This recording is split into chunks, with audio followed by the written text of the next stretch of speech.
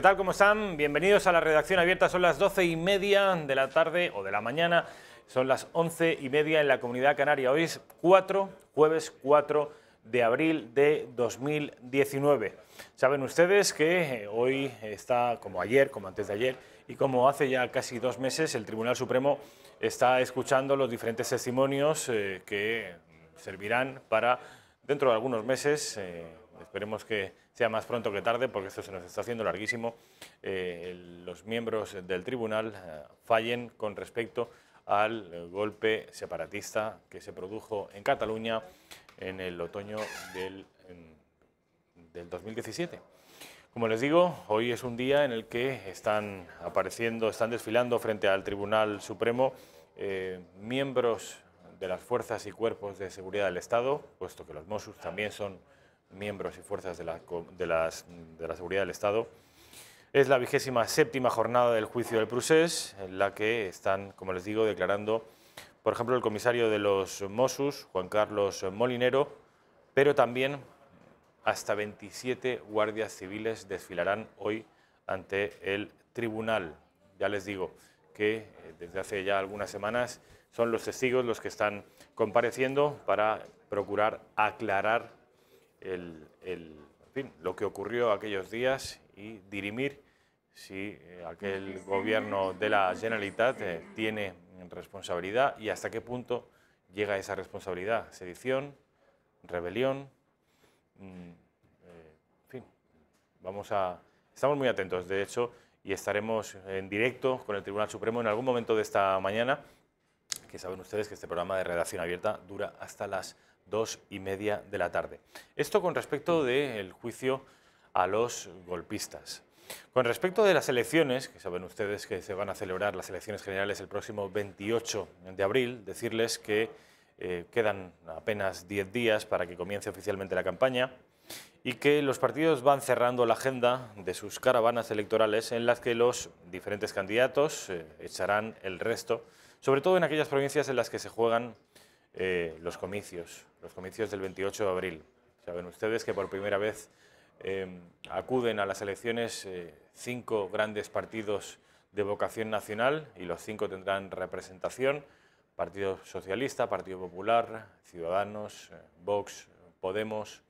En fin, el Parlamento español estará más atomizado que nunca y eso puede suponer, en fin, ya se pueden imaginar ustedes, lo están advirtiendo los 2 grandes partidos, puede suponer una enorme dificultad a la hora de formar gobierno. Según hemos estado viendo en las últimas semanas, las encuestas auguran precisamente un escenario de enorme inestabilidad y en la que ninguno de los 2 grandes bloques tiene, desde luego, garantizado el éxito y ninguno de los 2 grandes bloques tiene garantizado el acceso al Palacio de la Moncloa.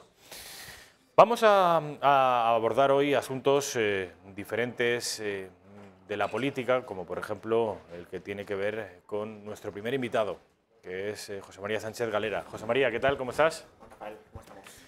José María es el autor de esta novela, Los dioses tienen los pies de lana, un título que da que pensar y que nos va a explicar su propio autor cuál es la razón de este título. Es una novela editada por Secotia que se presentó precisamente en Sociedad el pasado martes y que desde luego no es el primer. Lo voy a dejar aquí, Raquel, para que puedas echarle un vistazo, para que los espectadores conozcan un poco más cómo es la portada. No es, José María, el primer texto que escribes. Yo te conocía por un texto ensayístico, esto es una novela que escribiste. ¿Puede ser que lo hicieras a la limón con tu hermano? Exacto, sí, fue en 2012 cuando lo publicamos. Era un libro de divulgación de historia de España en torno a las diferentes leyendas negras, pues la Inquisición, la conquista de América, nacionalismos. Desarrollé sobre todo un capítulo central, que era muy extenso, sobre Al-Ándalus, todo el mito de Al-Ándalus. Ahora he ido a otro tipo de ficción, por decirlo de manera, así, de la ficción de cómo cuenta nuestra historia, a lo que es ficción de verdad, pero una ficción que intenta contar verdad, o sea, no una ficción que intenta tergiversarla.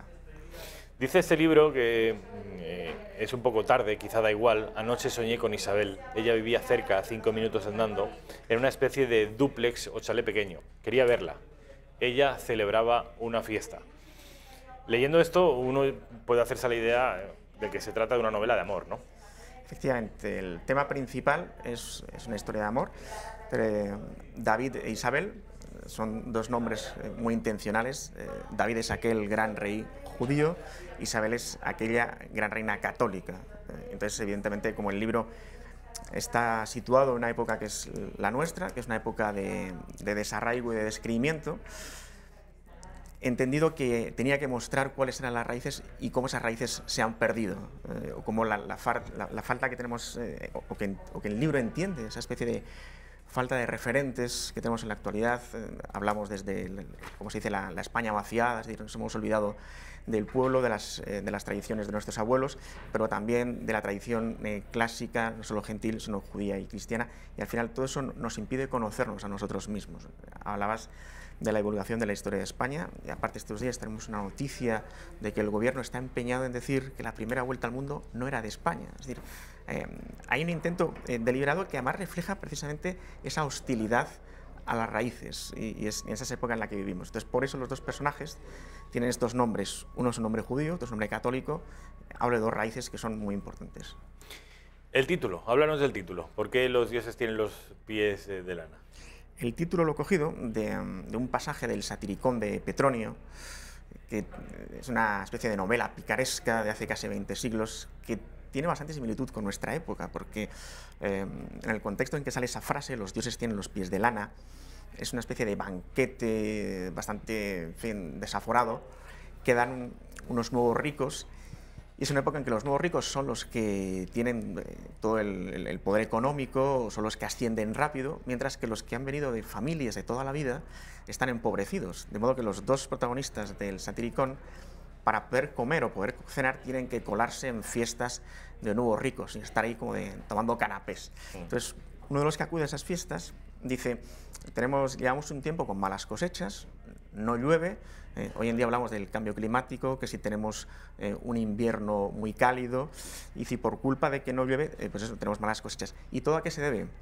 Se debe a que ya no practicamos la religión, nos hemos olvidado de los dioses, las mujeres ya no son mujeres virtuosas, somos una sociedad ya corrompida, dada al vicio. Entonces los dioses tienen los pies de lana, es decir, los dioses ya nos hacen escuchar, nos hemos olvidado de ellos y ellos también se olvidan de nosotros. Entonces la frase completa es: los dioses tienen los pies de lana, es decir, los dioses se han alejado porque ya no practicamos la religión y los campos se han quedado yermos. Dice la crónica de ABC, la crónica en la que da a conocer la presentación del libro que tuvo lugar, como les digo, el pasado martes, día 2. De este modo la novela se adentra en la absoluta intimidad de David e Isabel, sin descuidar una visión esmerada y coral de un mundo que se transforma. Se muestra así un recorrido que, tras pasar por el desarraigo, que es a lo que te estás refiriendo, conduce a un pueblo, y esto es lo que me interesa, donde el tiempo transcurre de otra manera. Un tiempo donde un médico es un mago, donde la leña se usa para cocinar y donde las estrellas revelan la lenta majestad de la existencia. Esto es muy hermoso. Gracias, gracias. A ver, cuéntanos. Es la otra parte de la descripción de qué es la novela. No solo es una historia de amor, estamos acostumbrados a muchos libros de historias de amor, sino me interesa el contexto en que se desarrolla, y dado que también el amor es un recorrido, es una peregrinación, y el personaje hace una peregrinación interior, sobre todo el personaje principal, que es la visión suya, es la que se nos ofrece, también hay una peregrinación física. Entonces poco a poco se van alejando de la ciudad. Hay una especie, digamos, de espiral, porque primero van con unos amigos, una especie de puente a un pueblo, pero luego ya pasan las vacaciones con la familia de ella. Entonces él es un desarraigado, es un tipo que se ha alejado de su familia, y de repente parece que está insertado en una familia de verdad, en que están los abuelos, están los cuñados, están los sobrinos, pero no es una familia idílica, en fin, es una familia en la que, como todas, pues hay unos roces. Es decir, ese pueblo no es una imitación del pueblo de San Ireneo de Arnois, del Despertar de la señorita Prim, de Natalia San Martín Fenollera. Tiene algo de eso, en el sentido de nos alejamos de la modernidad, pero es un pueblo que es real, y por lo tanto es un pueblo en el que... ¿Tiene nombre? ¿Señalas el...? No, no tiene nombre, deliberadamente he omitido el nombre, precisamente para no decir es este pueblo y queremos localizarlo en este sitio. Algunos podrán entender, está en la Sierra de Madrid, porque los personajes viven en Madrid, parece que no tardan demasiado y que es un pasaje donde hay montañas, hay algún pantano. Podemos entender que es ahí, pero ¿En tu foro interno ese pueblo existe? Mi foro interno te diría que es la mezcla de varios sitios en que he estado, si te soy sincero. He cogido picoteos de varios sitios y he hecho un pueblo completamente nuevo en el que podemos ver que se conservan cosas buenas de cómo era el mundo de antes, porque el mundo de antes no hay que idealizarlo. O sea, el mundo de antes, también aparece en algún capítulo, había unos excesos tremendos. En un momento hago una pequeña referencia a episodios de la Guerra Civil, porque también hablo de la memoria del abuelo. Y en la Guerra Civil tenemos todo el episodio terrible de las checas, pero si te pones en la mente del chequista y ves un poco su historia y ves que muchos venían de unas situaciones terribles de injusticia social, y dices, bueno, no hay que idealizar el pasado, es decir, hay que acompasar mucho. Entonces, en este pueblo, gran parte de lo injusto del pasado, por decirlo de alguna manera, se ha ido limando y se ha intentado conservarlo mejor. Pero a fin de cuentas está la modernidad, porque todas las personas viven en la ciudad. Pero se logra una especie de situación que es de verano, o sea, que es de excepción, donde se puede encontrar lo que comentabas al final, esa especie de ritmo que es distinto a la ciudad, distinto a la modernidad, donde podemos ver las cosas de manera y esa especie de intentar acceder o barruntar la belleza. Entonces aquí vas a los clásicos y los clásicos cristianos te dirán, la belleza de la naturaleza es un reflejo de la belleza de Dios. Bueno, es una de las varias interpretaciones que podemos plantear. ¿Te sentirías cómodo con la definición siguiente, que tu libro, lo digo, me lo acaba de regalar ahora, se publicó hace 48 horas, aún no he tenido la oportunidad de leerlo, lo leeré, pero por lo que me cuentas y por lo poco, pero algo conozco de tu perfil, ¿podría describirse este libro como una rebelión romántica contra el mundo moderno? Es una rebelión, o sea, es un libro muy contractual, o sea, muy contracultural, disculpadme la errata, digamos que incluso tiene algo de provocador o de reaccionario, pero yo no diría que es romántico, y te diría que no es romántico porque intenta ser muy pegado a lo que son las cosas. De hecho, por ejemplo, lo comentaba el otro día Luis Alberto de Cuenca en la presentación, y también lo comentaba Pablo Velasco, que una de las cosas que más ha llamado la atención del libro es todo el aspecto puramente sensual o sensorial que tiene el libro, las comidas, los colores, los sabores. Es decir, en ningún momento del libro cojo y doy pie a grandes disquisiciones psicológicas, ni amorosas, ni intelectuales, ¿no? Intento que todo lo que toques, todo lo que veas, sea esa realidad. Es decir, intento unir lo que podría ser un tono místico que pueda haber con un contenido mucho más físico. A fin de cuentas, si nos vamos a una mentalidad reaccionaria católica, la raíz pura, esto más lo dice en su libro John Senior, ¿cuál es la raíz de la cultura cristiana? El centro dice es la misa, o sea, la Eucaristía, Dios hecho hombre que comes. Con lo cual aquí tenemos el comer y el acto, digamos, más físico que puede haber, pero es Dios, o sea, está la mística. Y entonces intento unir, porque yo unos problemas, digamos, de la modernidad y contra lo que se revela el libro es esta separación que nos han dicho. Lo místico, la religión, eso va por una parte, y la vida real, lo que importa, incluso lo físico, el placer, el sexo, el amor, va por otra. O sea, nos han dicho que el sexo, el placer y el amor va por un lado y Dios está por otro. ¿Y qué nos dicen los clásicos? ¿Qué nos dice Juan Ruiz en el libro del amor? Dice, no, hay pecado, hay problemas, pero es un cura, es un arcipreste que nos está hablando de cómo está todo muy imbricado. Hay un momento en el que tú me decías que esta pareja de David e Isabel se marchan de la ciudad, se alejan de la ciudad, buscando la paz, el sosiego, la belleza. Esto es un asunto que está extraordinariamente presente en la sociedad del siglo XXI y del año 2019. Además es un debate que se ha instalado incluso en la refriega política. El campo, la ciudad, el mundo rural, el mundo urbanita, con infinitas derivadas, animalismo, ecologismo, claro, caza, pesca. Y tú describes que para encontrar la belleza, el amor, la hermosura, la alegría, se tienen que marchar de la ciudad e instalarse en el campo. Esto es un mensaje potentísimo. Sí, pero fíjate, te he citado el Satiricón de Petronio. En esa misma época, esto lo comenta Juvenal, lo comenta Marcial, lo comentan autores de la época, debido a que el comercio en aquella época estaba muy desarrollado y que en Roma tenía provincias muy productivas, llegaban muchísimos productos a Roma, o sea, sobre todo a la capital. Como consecuencia de la gran llegada de productos, los precios eran muy bajos. Y como los precios eran muy bajos, los productores locales no podían competir en precio. Y como no podían competir en precio, ¿qué hacían con sus pequeñas fincas? Las vendían a gente que lo que hacía era transformar una finca, que era un huerto, una explotación agrícola, en un lugar de recreo. Decimos, ahí va, yo voy ahora mismo a comprar tomates al supermercado, los españoles cosechados de toda la vida me cuestan el doble que los que vienen de Marruecos. Hay algo, parece que se está repitiendo algo.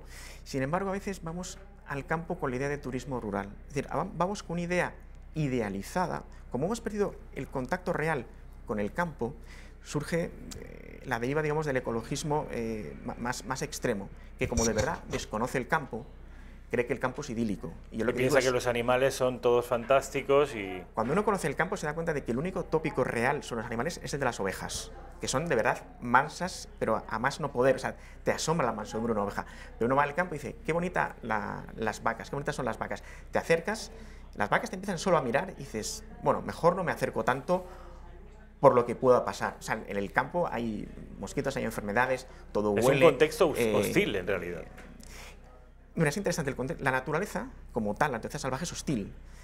El hábito rural es eso que Dios dice en el Génesis, trabajad en la naturaleza. Es esa naturaleza que el hombre ha trabajado, pero no la ha desvirtualizado plenamente. O sea, no le ha quitado toda su entidad, sino que la ha compasado al propio ser humano. Entonces, sigue teniendo ese lenguaje natural, pero no hay una desconexión. Entonces, el problema es que cuando nos desconectamos mucho, pero además no ya solo de la idea general de campo, de los clásicos, sino que probablemente en la mayoría de nuestras casas ya no sabemos coser o ya no sabemos cocinar. ¿Por qué tantos programas de cocina?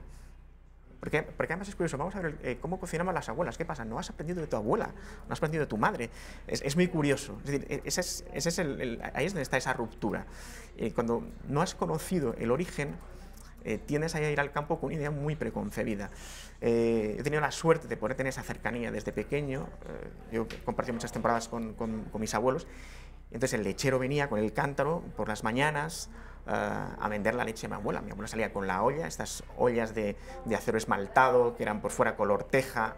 Entonces con la medida iba poniendo y luego se hervía la leche y yo me tomaba la leche un poquito ya templada, pero después de que la hirviera mi abuela. Y cuando mi abuela, digamos, era más jovencica y mi madre vivía con ella, mi madre tendría 10 o 15 años, eran un poquito baguetes y ordeñaban las vacas a la tarde. Entonces traían a la noche la leche y mi madre, de toda la nata que iba sobrando, le iban guardando y a final de semana la batían y hacían mantequilla. Es decir, cuando no has estado cerca realmente de eso y de lo que es la matanza del cerdo, o sea, yo he visto, en un momento del libro cuento cómo en un momento cogen a un capón y lo sacrifican para luego comérselo. Y es que he visto hacer eso. O sea, no he tenido que ver un programa o investigar, ir al campo. O sea, eso lo he vivido desde pequeño. Entonces he tenido la suerte de no haber vivido esa ruptura, pero soy consciente de que vivo en una sociedad donde esa ruptura existe. ¿Tú eres madrileño? Soy madrileño de nacimiento, aunque a los 3 meses me fui a vivir fuera, estuve 1 año en Canarias, luego estuve 4 años en Córdoba, otros 4 años en Canarias, volé a Madrid, me fui a vivir a Navarra, volé a Madrid, es decir, he tenido también la... Eres un español integral. He tenido la fortuna de vivir entre Canarias y Navarra. A mí me parece eso que enriquece muchísimo, aparte de tener amigos por toda España, haber podido veranear entre Galicia y Málaga. Entonces, yo he estado en Zamora en verano incluso. Entonces, a mí cuando me dicen, oye, ¿qué te parecería un viaje a Nueva York? Digo, yo sinceramente prefiero ir a Mallorca antes que a Nueva York. Pero no por ser un españolista no por ferrín, patrioterismo, sino porque creo que tenemos muchas cosas cerca. Esto es como a veces vemos, ¿no? Ha muerto alguien que estaba solo en su casa. Antes teníamos a los abuelicos en casa. Antes nos venían acompañados. Lo mismo, nos hemos ido a Nueva York, nos hemos ido a las Maldivas y a veces papá muere en un sitio, vale, o sea, no todas las muertes son fáciles, es decir, a veces hay que llevar a un centro más especializado, pero hay algo ahí que podemos pulir un poquito. Estos recuerdos que rememoras ahora de tu infancia, de la leche, de tu abuela, no parecen de un ámbito muy urbanita. ¿Esto dónde es esa casa? Esto es de donde son los orígenes de familia, que es de Jaén. En Jaén. Pero vamos, como yo soy, digamos, muy madrileño, muchas veces hago mucho turismo, vamos, entre comillas, rural madrileño. Es decir, uno va ¿En la Sierra Norte, quizá? Uno va desde Fuentidueña del Tajo, que está en la frontera con Castilla-La Mancha, o a Buitrago de Lozoya, o a Somosierra, o va a cualquier otra zona de la sierra, digamos, más rica, o a Villamantilla, o a Valcarnero. Es decir, uno sin salir de la provincia de Madrid puede palpar precisamente todo esto. Qué hermoso, ¿eh? Esto que cuenta. Es un libro, como decía antes, que lo ha editado Secotia y que ya se puede adquirir, ¿no? ¿Dónde lo pueden comprar? Se pueden adquirir o bien a través de la web de Secotia o bien en librerías. Por ejemplo, ayer mismo pasé por la librería Neblí de la calle Serrano y lo tienen ahí en una parte destacada. Además, me han puesto junto a Ray Loriga, de modo que no hay pérdida. Fenomenal. Quiero que hablemos de un asunto que no tiene que ver ya con esta novela, o quizá alguien podría encontrarle alguna conexión, ahora veremos. Lo que sí que está claro es que tiene que ver con aquel ensayo que compartías con tu hermano, sí, y que procuraba derribar toda una serie de mitos negro-legendarios de nuestro país. Un libro más orientado precisamente a combatir la leyenda negra. Afortunadamente cada vez son más. Este libro es de hace 7 años, con lo que tiene más mérito. Quiero que escuchemos el testimonio de Álvarez Junco, que sabes que es uno de los historiadores, pues quizá junto con Antonio Elorza, con Santos Juliá, sí, uno de los que han de alguna manera forjado la narrativa nacional española en democracia. Para bien o para mal.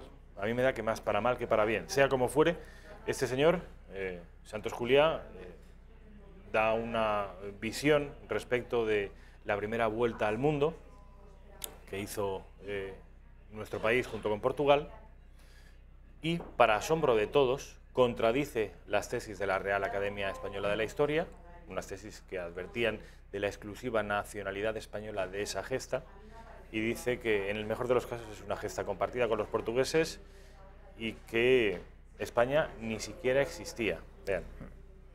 Lo único que yo quería decirles aquí hoy, prácticamente es una única idea, lo que me gustaría transmitirles es que en esta conmemoración hay lugar para muchas cosas, menos para glorias nacionalistas actuales. Porque esto no dice nada en favor de España en concreto, de Portugal en concreto. Primero, España no existía, la corona de Castilla. Claro que había habido la unión de reinos en una sola cabeza, pero quien está controlando el comercio americano y quien rivaliza con Portugal, el rival de Portugal no es España, es por supuesto Castilla, ¿no? Es decir, los sujetos políticos actuales no son los de entonces, ¿no? La misma palabra España que se utiliza ya entonces no significa lo que hoy, que es la península ibérica menos Portugal. Entonces la palabra España significaba península ibérica, incluido Portugal, por supuesto. El único papa que sale de España, entre comillas, en la Edad Media es Petrus Hispanus. Petrus Hispanus había nacido en Lisboa.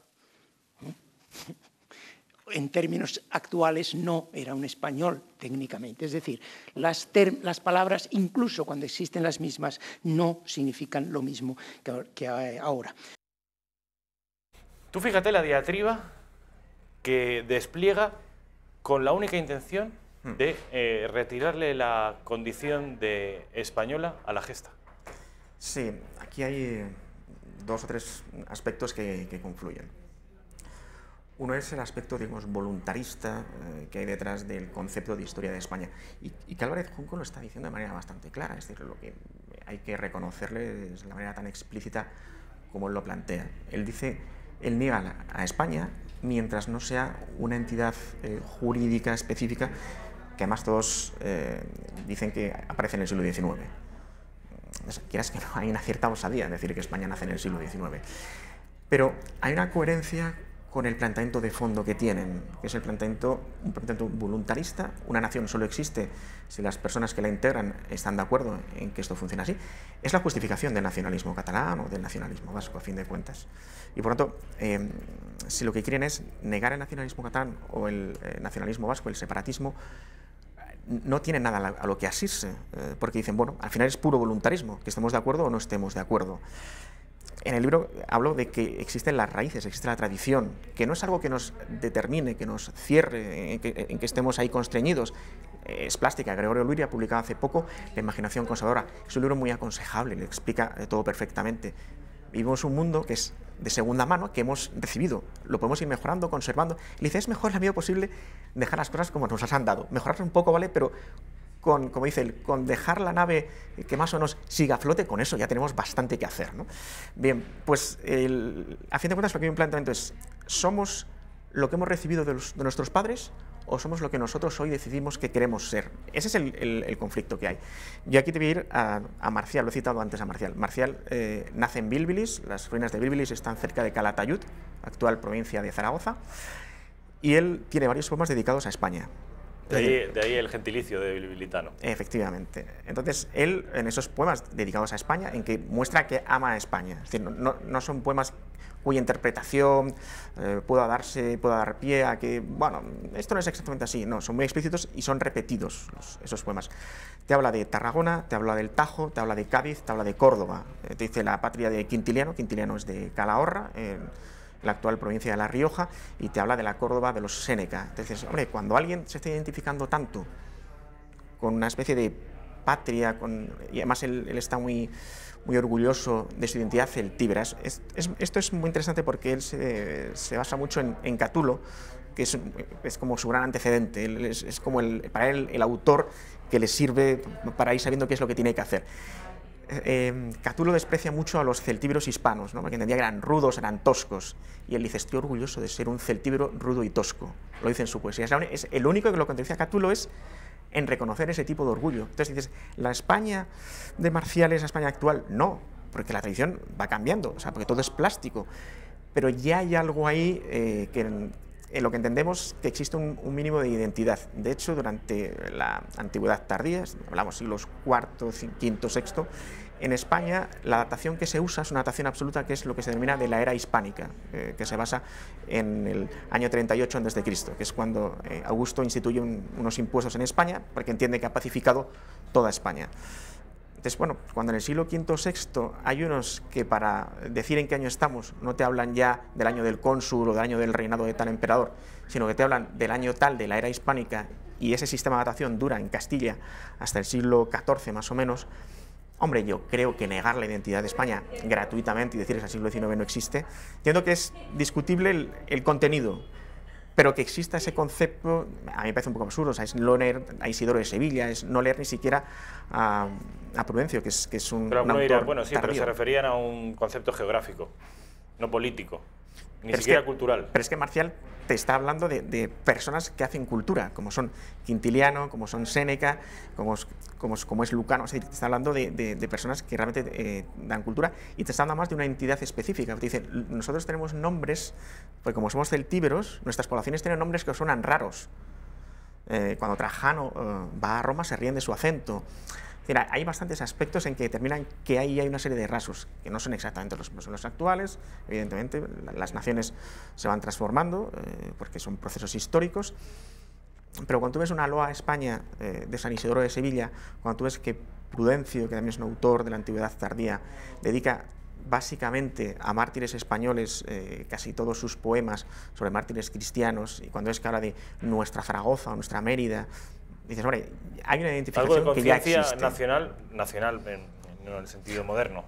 Uno de los mejores académicos, uno de los académicos que más sabe de Marcial, que es Sullivan, hace ya 20 años, 25 años, en un libro que se llama Marcial, está escrito vais a perdonarme la pedantería, pero es que creo que en España no está editado, entonces es Marcial the Unexpected Classic, o sea, Marcial el clásico inesperado, ¿no? Entonces él dice en un momento dado, las menciones que él hace de España constituyen, y te cito literalmente, la primera referencia a la entidad nacional española. O sea, no es que lo diga yo, no es que lo diga tal, o sea, lo dice alguien que es especialista en Marcial. Entonces, ¿qué siglo, Marcial? Marcial nace en torno al año 40 de nuestra era y muere en torno al año 100, 110 de nuestra era, para que lo situemos. Es decir, siglo I, II, ya hay una referencia explícita a lo que hoy entendemos como España. que no es la misma que tenemos ahora, porque España está transformada porque se ha hecho católica. Entonces, hoy en día no podemos entender España sin una identidad católica, seas o no creyente, pero me parece que no podemos negar esa identidad. Pero existe una conciencia, algún tipo de conciencia, que además no es una conciencia nacionalista, porque el nacionalismo como tal sí que es algo del siglo XIX. O sea, en un momento dice, queremos ser independientes, queremos hablar celtíbero y no latín. No, pero él entiende que existe una especie de gran tierra a la que pertenece, aparte de su terruño, que es la comarca en torno a Bilbilis. Eso es muy interesante porque esto más lo comentan todos los que analizan bien los poemas de Marcial. Dice, cuando él está hablando de todo lo que está cerca de Bilbilis, de todos los montes, de todos los ríos, se ve que lo ha vivido, que es lo que él ha mamado. Se ve un cariño a la patria chica, al lugar donde te has criado, son tus verdaderas raíces, lo que decíamos antes. Ver a tu abuela, pues cómo cocina, eso es, ¿no? Pero dices, pero es que también te está metiendo eso dentro de Tarragona, el Tajo, Córdoba, Cádiz, Calahorra. Es, hombre, pues hay algo aquí, quieras que no. Desde luego. Bueno, pues José María, ha sido un placer. Mil gracias por visitarnos. Que tengas mucha suerte con la novela de Secotia. Y yo creo que nos has dado las suficientes pinceladas como para que nos resulte muy interesante. Yo, desde luego, la voy a leer con mucha ilusión. Muchas gracias. Ha sido un placer. Publicidad, y a la vuelta estamos con Ricardo Chamorro. Ya saben ustedes que se trata de el candidato número 1 de la lista, cabeza de lista de Vox en la provincia de Ciudad Real. Antes de marcharse ustedes a publicidad, va a ser una publicidad muy cortita, quiero hablarles de, en fin, de una serie de aspectos que tienen, en lo tocante a esta novela, tiene algo de relación, porque no es otra cosa que los vinos. Es tradición española. Los vinos de bodegas Luzón, que consiguen los galardones internacionales más prestigiosos. Los vinos de bodegas Luzón continúan cosechando éxitos a escala internacional.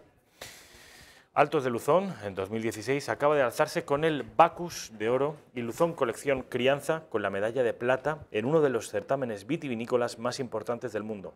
Uno de los certámenes que, en este caso, está organizado por la Unión Española de Catadores. Los galardones Bacchus congregan expertos catadores internacionales entre periodistas especializados, sommeliers, enólogos, Master of Wine y Master of Sommelier, encargados de evaluar y reconocer la calidad de los vinos. Esta cifra anual reúne vinos de los 5 continentes, dada la repercusión del concurso, que se ha convertido, por cierto, en uno de los principales escaparates para las elaboraciones vitivinícolas. Bacchus es el único concurso internacional de vinos de los que se celebran en España, que pertenece a la Federación Mundial de Grandes Concursos Internacionales de Vinos y Licores, además de estar reconocido por el Ministerio de Agricultura, Alimentación, Medio Ambiente y también por la Organización Internacional de la Viña y el Vino. Además, Altos de Luzón 2014 se ha subido al podium en el concurso Women's Wine Award de Japón, gracias a un jurado exclusivo de mujeres. En la 6ª edición de este certamen han participado 4.212 vinos procedentes de 37 países que han sido analizados por 406 expertas profesionales, entre ellas sommeliers, enólogas, periodistas y prescriptoras gastronómicas. Esta competición se ha convertido en una de las principales plataformas de lanzamiento para las bodegas que quieren adentrarse en un mercado en el que tener una marca reconocida es imprescindible para triunfar.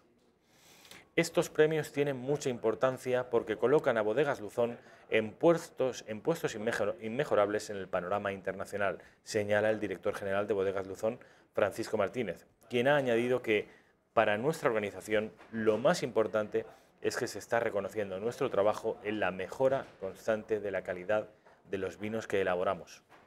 Bodegas Luzón es una de las mayores productoras de vino de la denominación de origen protegida Jumilla y sus elaboraciones tienen una marcada personalidad y un elevado prestigio entre los expertos y consumidores.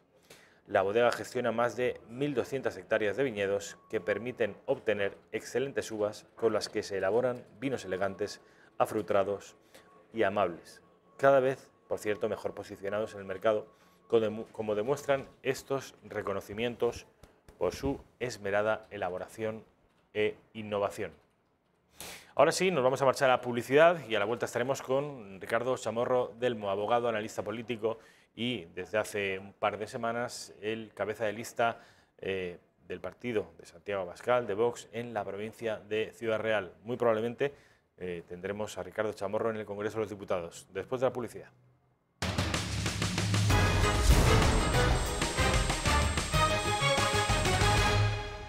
Pues ya estamos de vuelta en la redacción abierta, son las 13:07, 1:07, 12:07 en Canarias. Ricardo Chamorro, ¿qué tal? ¿Cómo estamos? Muy bien, encantado de estar con vosotros una semana más. Les decía que Ricardo Chamorro lo conocen ustedes, porque desde hace mucho tiempo que viene a esta redacción abierta y que es habitual en Intereconomía, y sin embargo desde 2 semanas a esta parte pues es cabeza de lista de Vox en la provincia de Ciudad Real, una provincia que manda a 5 diputados a las Cortes Generales. De esos 5 diputados, y siempre según las estimaciones que ha hecho GAT3, 2 irían al PP, 2 irían al PSOE y 1 iría a Vox. De manera que aquí el amigo Ricardo Chamorro es posible e incluso probable que a partir del 29 de abril sea uno de los 350 diputados que existen en la Cámara Baja. Bueno, las encuestas son, la verdad es que está bien, porque no ha habido nunca un candidato que no sean de los dos partidos tradicionales que llevan 40 años gestionando la política en nuestra provincia, pero yo creo que lo que estamos viendo a nivel de realidad es incluso mucho mejor, ¿sabes? A nivel de realidad, de cómo nos coge la gente por la calle, nos felicita, nuestros pueblos, que estamos visitando ya. El otro día estuvimos en Valdepeñas, en Moral de Calatrava, en esa tierra magnífica de la provincia de Ciudad Real, esa tierra de caballeros, viendo bodegas, viendo cómo se hace el aceite de oliva, viendo a ganaderos, agricultores, y es que se vuelcan absolutamente con el proyecto de Vox, estamos conectando perfectamente, y la verdad es que yo creo que la realidad de las elecciones va a ser mucho mejor de lo que dicen incluso las encuestas de GAT3, de Michavila. Yo tengo un amigo, muy amigo, hace tiempo que no lo veo, que es de Alcázar, de San Juan. Sí, hombre. ¿Habéis ido o tenéis pensado ir? Magnífico, sí, sí, claro. Allí estamos también, hay un equipo de gente trabajando y bueno, yo voy mucho también por cuestiones laborales a Alcázar de San Juan, gente magnífica como la de toda la provincia, y hay grandes empresas allí también agroalimentarias del sector primario y de todo tipo, pequeños empresarios, agricultores y tal, y Alcázar de San Juan es una ciudad muy importante, ¿sabes? Es una de, de los pueblos grandes que hay en la provincia. ¿Cuál es, después de la capital, cuál es la ciudad más grande de Ciudad Real? Es Puerto Llano, la ciudad minera.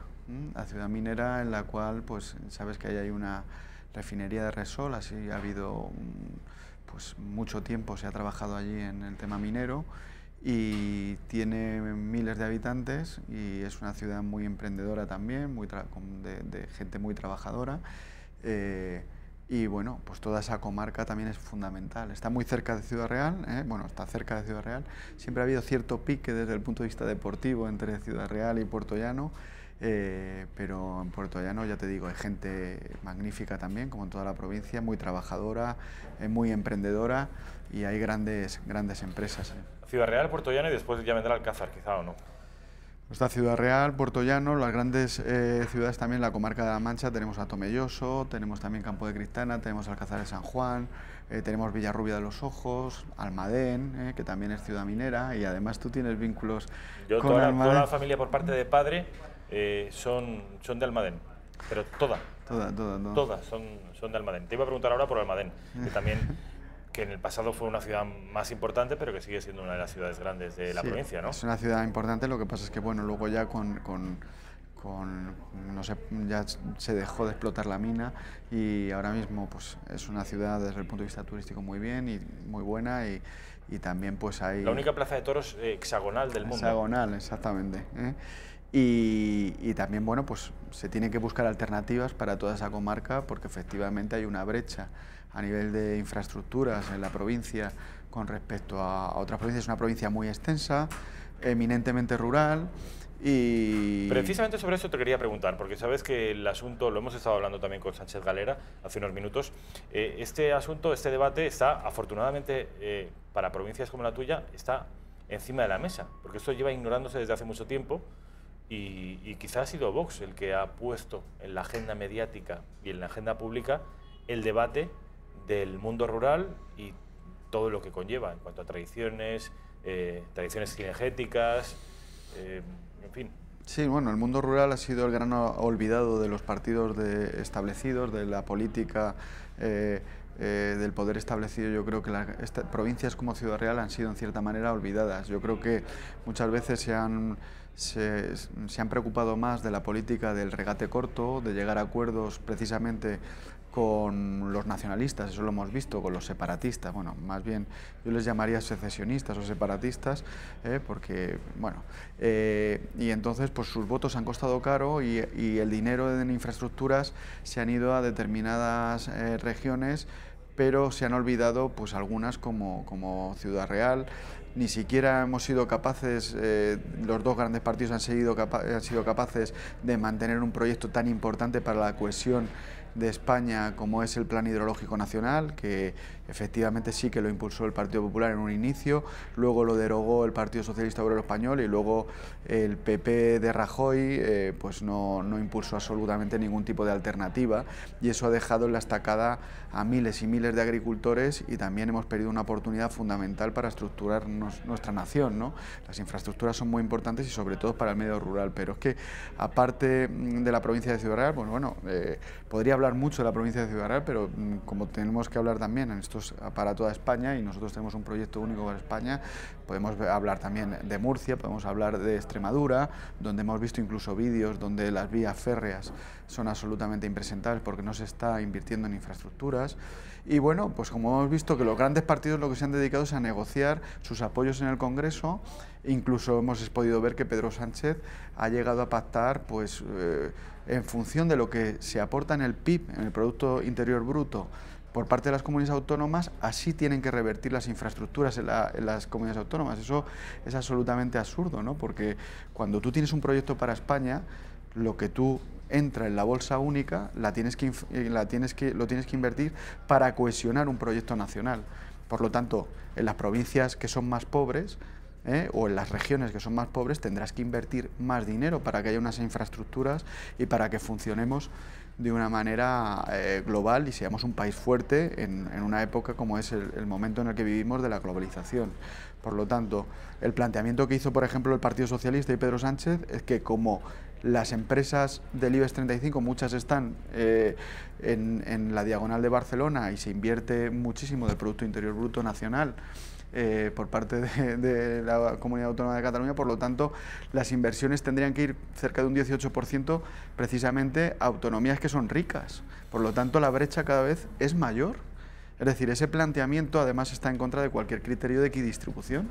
Es decir, esto es como si un rico fuera, un rico, vamos a ver, una persona que paga muchos impuestos, un individuo, paga muchos impuestos y por pagar muchos impuestos le tendrían que cerrar la planta de un hospital porque como él paga más impuestos, todos los médicos que trabajan en el sector público tendrían que atenderle a él porque simplemente él paga muchos impuestos. No, vamos a ver, estamos en una nación que se llama España, un Estado que plantea además en su propia Constitución la igualdad entre todos los españoles, la solidaridad entre regiones y por lo tanto el dinero tiene que ir para cohesionar nuestra nación española, ¿no? Entonces, no, otra cosa es un Estado, que es la redistribución de la... Sí, pues aquí se han dedicado a otra cosa, ¿no? Es decir, a favorecer precisamente a las autonomías más ricas, que me parece fenomenal que se les dé todas las facilidades porque son autonomías emprendedoras, pero claro, el dinero que es para infraestructuras es para cohesionar nuestra nación. Entonces, te he hablado del tema del plan hidrológico, pero te puedo hablar de muchísimas más cosas, del tema de las vías férreas, estamos hablando de cuestiones además históricas que en nuestro país siempre ha pasado, de ese mercadeo que ha dejado determinadas regiones, determinadas provincias en la estacada, abandonadas de la mano de Dios, y otras determinadas regiones o otras determinadas provincias beneficiadas porque no ha habido un proyecto por parte de Madrid, un proyecto nacional que estructure nuestra nación. Entonces, en Castilla-La Mancha, en nuestra provincia de Ciudad Real, por eso conecta también Vox, porque Vox tiene un proyecto para toda España. Es decir, y Vox no se va a rendir y ni se va a plegar ante los intereses de determinadas oligarquías separatistas, que en un momento dado nos plantean más privilegios, más dinero, siendo aún más ricos. Lo que hay que hacer es plantear un proyecto que cohesione nuestra nación y que fortalezca España, que es lo importante en el mundo globalizado en el que vivimos, y que nos va a ir mucho mejor a todos los ciudadanos españoles con un proyecto como el que defiende Vox. Ayer, en el día de ayer, miércoles, día 3 de abril, Santiago Abascal y Sánchez Dragó estuvieron presentando el libro España Vertebrada, Santiago Abascal, España Vertebrada, un libro que edita Planeta. Es una conversación de muchas horas entre Dragó y Abascal y que ha visto la luz, como digo, hace unos días, se presentó ayer y estamos viendo precisamente imágenes sobre esa presentación y tenemos algunas declaraciones de Santiago Abascal. Vamos a verlas. La gran caricatura que se hace de nosotros, con la gran deformación que se está haciendo del mensaje de Vox por parte de la mayoría de los medios de comunicación y por parte de otros partidos políticos. Estos días hemos vivido una caricatura brutal cuando pusimos encima de la mesa un debate sobre la legítima defensa en el seno del hogar. Inmediatamente algunos se lanzaron a decir que queríamos armar a la población, que queríamos repartir armas para que la gente las llevara por la calle e incluso que lo que Vox proponía, y lo dijo literalmente Albert Rivera, era que existieran tiroteos en los colegios. Es decir, no ha habido ningún tipo de escrúpulo en la manipulación por parte de los medios más insospechados, incluso medios de derechas, y por parte de otros rivales políticos. No de esos con los que, por supuesto, no voy a pactar, sino de esos con los que vamos a tener que pactar. Supongo que completamente de acuerdo, ¿no? Sí, sí, absolutamente. Además, yo creo que eso lo están utilizando de manera maliciosa los partidos de siempre, el Partido Popular y el Partido Socialista, para desprestigiar a Vox, y los medios de comunicación que de manera diabólica también intentan caricaturizar a Vox, como bien dice Santiago. Y yo creo que se puede volver contra un boomerang, porque, por ejemplo, en nuestra provincia de Ciudad Real, de la que estábamos hablando antes, donde el medio rural está siendo abandonado y donde se están reduciendo los efectivos, por ejemplo, de la Guardia Civil, el tema de la legítima defensa, el tema de la defensa de la propiedad, que eso no quiere decir armar a la población y que esto se convierta en el lejano oeste, ¿no?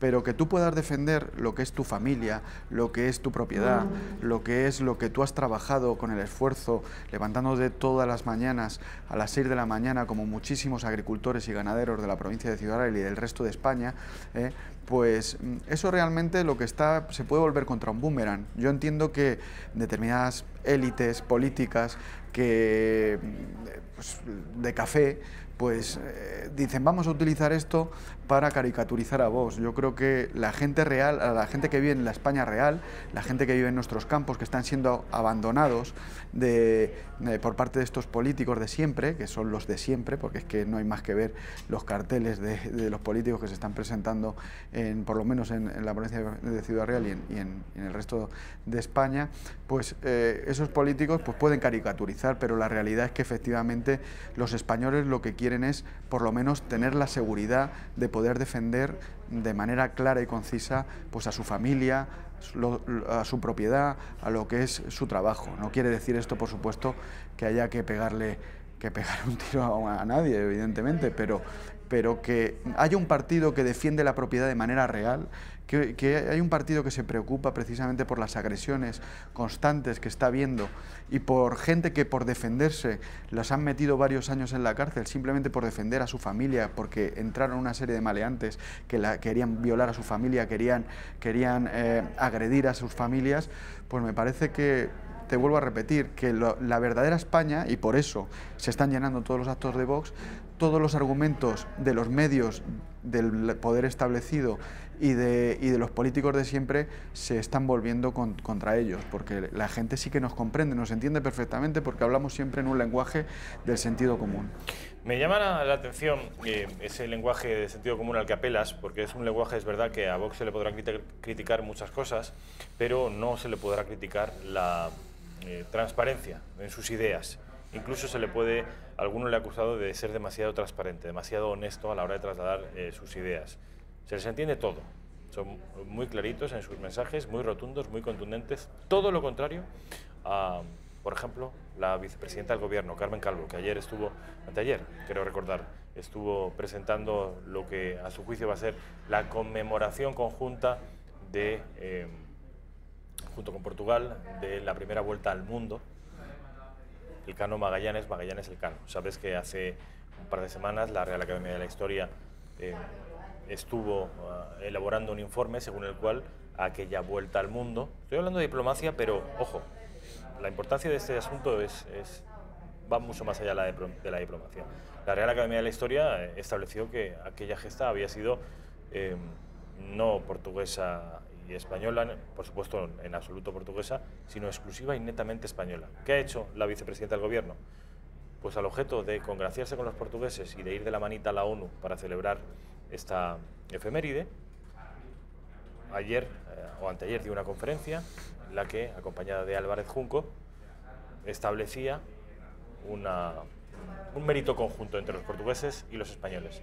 Y sobre todo, le retiraba a nuestro país la exclusividad de la gesta, y lo hacía porque, claro, que el Gobierno de España renuncie al mérito de una gesta propia es difícilmente comprensible, y es por eso que se arma la mujer un lío tremendo a la hora de justificarlo, y está como 1 minuto y medio diciendo una chorrada detrás de otra, todo para llegar a la conclusión de que aquello no fue obra de España. Vean. Se trata, como decía el ministro, de darnos todo el tiempo necesario para recordar al mundo, en algunos casos seguramente será para informar de nuevas, de una gesta claramente ibérica, del esfuerzo europeo por las nacionalidades de todos y cada uno de los 239 que salen en las 5 naves, a una actitud abierta y de grupo, valiente y curiosa para descubrirnos a nosotros mismos, para cubrir por primera vez una mirada que abarcara absolutamente todo lo que somos y significamos como planeta. Y esta es una gesta y una información, para algunos de nuevas, como decía, importante y necesaria en este tiempo de globalización constante, de necesidad acuciante, de esforzarnos todos en la misma dirección para sacar adelante una humanidad que cada día está más estrechamente convocada a trabajar por su existencia en un planeta al que le debemos, para justicia de las generaciones futuras, la sostenibilidad en el mismo. ¿Qué es esto? ¿Qué ha dicho? Esto es pura ideología globalista, a 100%, es decir, para mí a mí me da vergüenza ese discurso, porque además, vamos a ver, puede haber una confrontación entre quién ha sido el protagonista, los portugueses, los españoles. Lo que está claro que en ese momento todos se sentían hispanos, eso está clarísimo, incluso aunque fueran reinos independientes, pero bueno, eso es otro tema.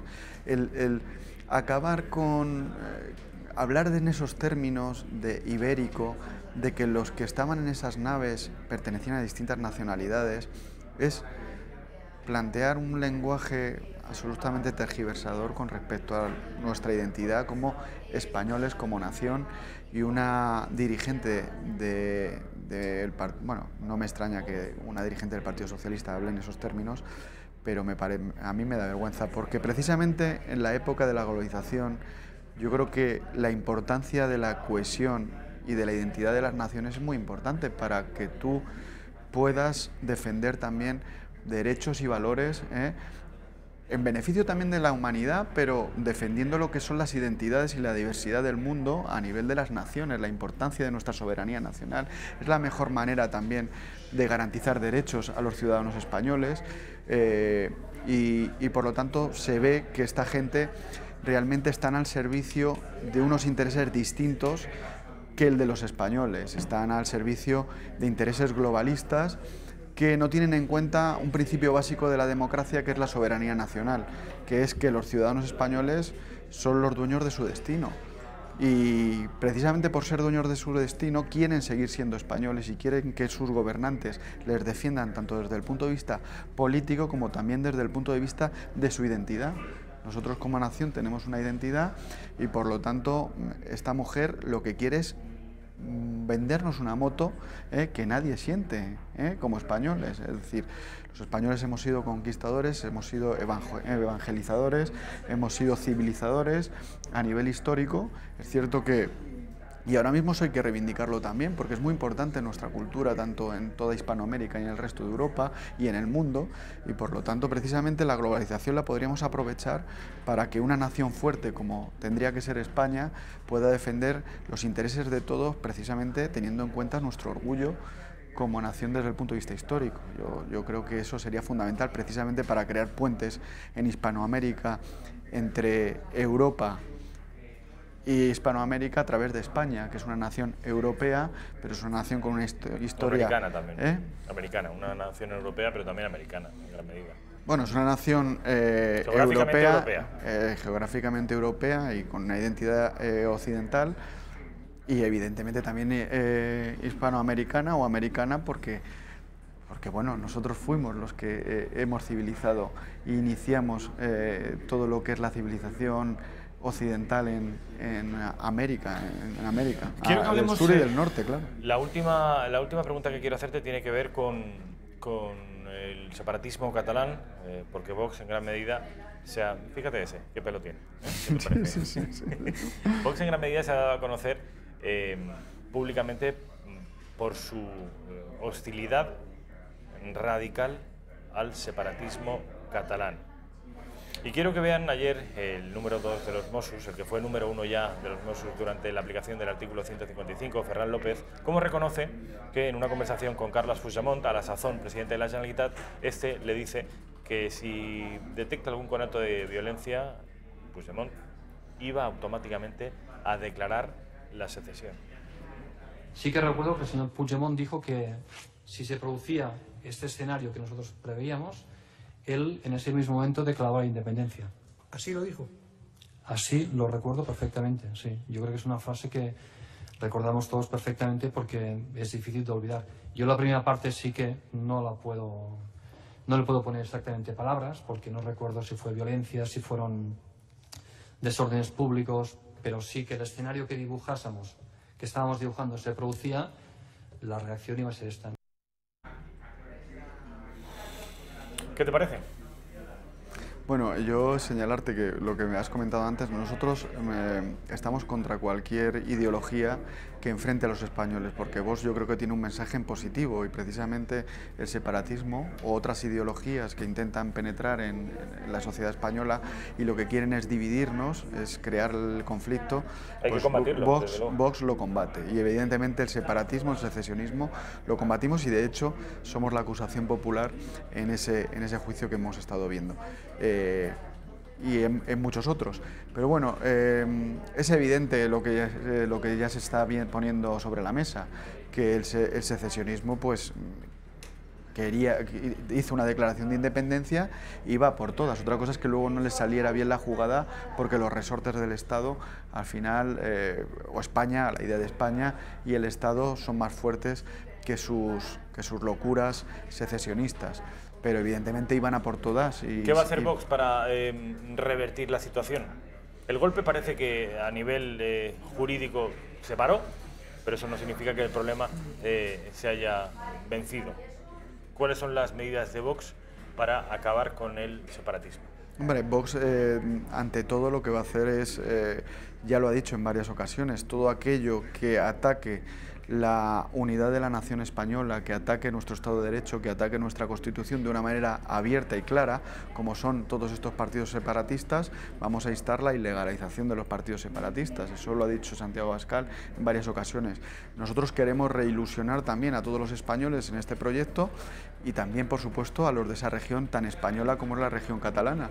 Hay que dar un proyecto ilusionante para todos, y yo creo que además, como decían ayer Sánchez Dragó y Santiago Abascal, es que hay un movimiento telúrico, es un movimiento social y cultural, y por mucho que les hayan metido la cabeza y les hayan engañado a los españoles de Cataluña, a los españoles de Vascongadas, a los españoles de Navarra, a los españoles de Galicia, a los españoles de toda la geografía, porque es que hay separatistas hasta en Andalucía, en Extremadura y tal, esa ideología moderna que hemos visto perfectamente en la ministra intentando engañarnos y diciendo que somos otra cosa de lo que realmente somos los españoles, pues esa ideología realmente es una ideología artificial, que están intentando lavar la cabeza a los españoles, pero en el fondo lo sienten. Es decir, el tambor del Bruc, los que se levantaron contra los franceses en Cataluña, los vascos, que siempre han estado también fieles, las juntas también que se levantaron contra los franceses, pero ya es que si me pongo a hablar de almirantes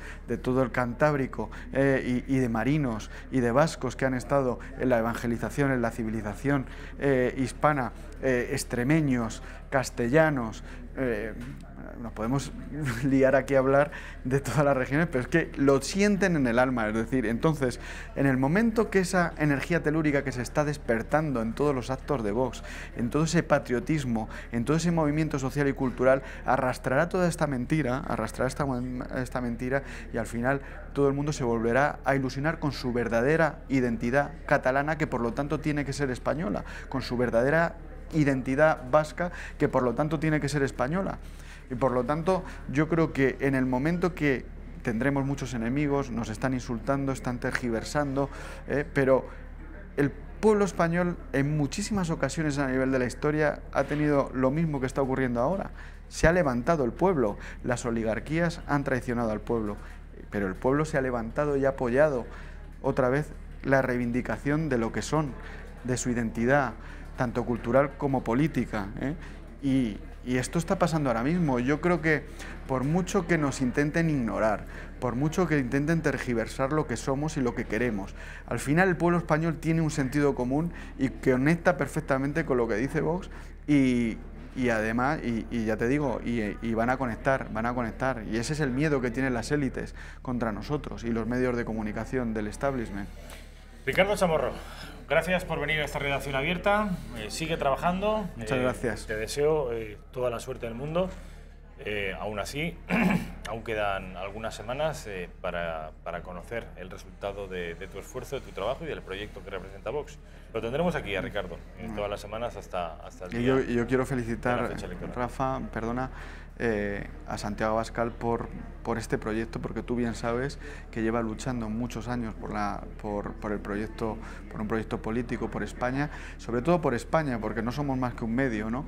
Y ayer estaba abarrotado la presentación de su libro y todos los actos están, y es un líder que está unando a una derecha social, a un patriotismo transversal, que yo creo que vamos a dar una sorpresa el 28 de abril. Lo dicho, Ricardo, te veo la semana que viene. Mil gracias y a seguir trabajando. Publicidad, a la vuelta estamos con Xavier Cajo para hablarnos de dineros, de economía. En este caso nos va a hablar sobre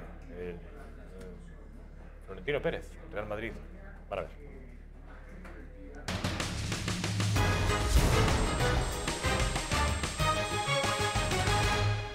¿Qué tal? ¿Cómo están? Ya estamos de nuevo en la redacción abierta. Son las 13:40 minutos, la 1:40 de la tarde. Estamos con Xavier Cajo. Xavier, ¿qué tal? Buenos días, ¿qué tal? Muy bien. Sección económica de la redacción abierta. Hoy vamos a hablar de Florentino Pérez, del Real Madrid. Bueno, del Real Madrid más. Esto de los bonos, ¿no? También de Florentino Pérez. Porque hay que tener mentalidad de empresario para hacer las cosas de una determinada forma. Hay varias formas de endeudarse. Se trata de convertir el Estadio Bernabéu en el mejor estadio del mundo. Ya saben ustedes que ahora en Alemania, en Inglaterra, que si el Estadio de los Emiratos, el Estadio de los no sé qué, una cosa bastante difícil de entender para un inglés antiguo, un inglés de aquellos creados en el Imperio, que le pongan el Estadio de los Emiratos allí y que presuma de ser el mejor del mundo, pues es un poco duro. En Alemania no son los Emiratos, son las empresas propias del país. También es un poco duro desde el punto de vista del fútbol y de lo que son los equipos, pero que sea el campo de la BMW, pues no. Supongo que a los aficionados del Bayer Leverkusen les parecerá mal. Algunos, por lo menos algunos. Bueno, este es el negocio del fútbol y el Madrid quiere preservar su identidad ante eso del negocio del fútbol. Acaba de obtener un permiso de la alcaldesa Carmena, que no ha sido fácil, para convertir el Bernabéu, que ese es el sueño de Florentino, en el mejor estadio del mundo. Las obras, por cierto, van a empezar este verano, ya van a ver ustedes qué lío más monumental va a haber en esa parte de Madrid. Además, yo vivo muy cerquita de ahí.